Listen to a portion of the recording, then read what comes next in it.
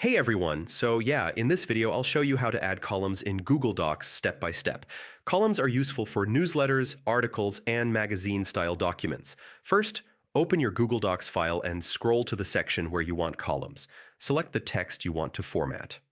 To select the whole document, press Ctrl+A or Command+A on Mac.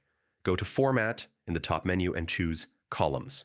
Select 1, 2, or 3 columns depending on your needs. For more control, click More Options to adjust spacing or add a line between columns. Click Apply and review your text to make sure it flows correctly. Adjust headings or images if needed. To remove or change columns later, go back to Format, Columns, and select one column or adjust settings.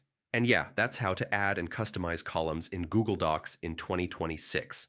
If this guide helped you, like the video, subscribe to the channel, and I'll see you in the next tutorial.